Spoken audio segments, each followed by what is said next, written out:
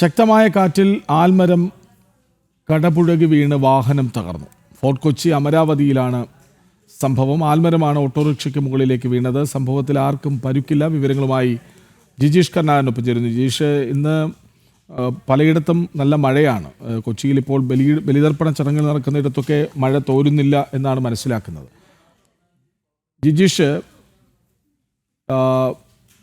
വലിയ നാശനഷ്ടമാണോ അവിടെ ഈ മഴയത്ത്? ആ ഓട്ടോറിക്ഷയുടെ കിടപ്പ് കണ്ടാൽ തന്നെ അറിയാം എത്ര വലിയ ആൽമരമാണ് വീണതെന്നും ഒക്കെ തിരിച്ചറിയാനാകുന്നുണ്ട്. വിവരങ്ങൾ കൃഷ്ണരാജ്, വലിയ ഒരു നാശനഷ്ടം ഓട്ടോറിക്ഷയെ സംബന്ധിച്ചിടത്തോളം പൂർണ്ണമായും തന്നെ ആൽമരത്തിന് ഉള്ളിലേക്ക് തകർന്നു പോവുകയായിരുന്നു ഉണ്ടായിരുന്നത്.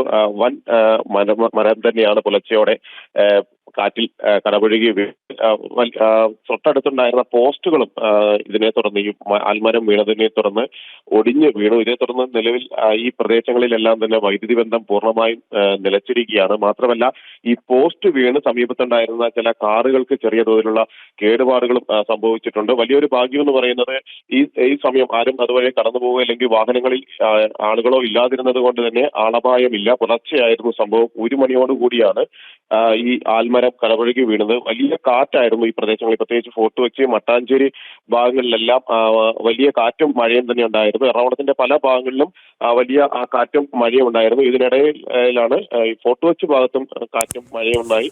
അങ്ങനെയാണ് ഈ ആൽമരം മറിഞ്ഞു വീഴുന്നത്. അപകടാവസ്ഥയിൽ അല്ലെങ്കിൽ വലിയ കാലപ്പഴക്കമുള്ള ഒരു മരമാണ്. സമീപത്തെല്ലാം തന്നെ ഇത്തരത്തിൽ നേരത്തെയും കാറ്റിലും മഴയിലും പരിസരങ്ങളിലുള്ള മറ്റു മരങ്ങളെല്ലാം കടപുഴകിയുള്ള ഒറ്റപ്പെട്ട അപകടങ്ങളും ഇത്തരത്തിലുള്ള സംഭവങ്ങളും എല്ലാം തന്നെ ഉണ്ടായിരുന്നു. ഇതിനിടയിലാണ് ഈ ഓട്ടോറിക്ഷ പൂർണ്ണമായും തന്നെ തകർന്നിരിക്കുന്നത്.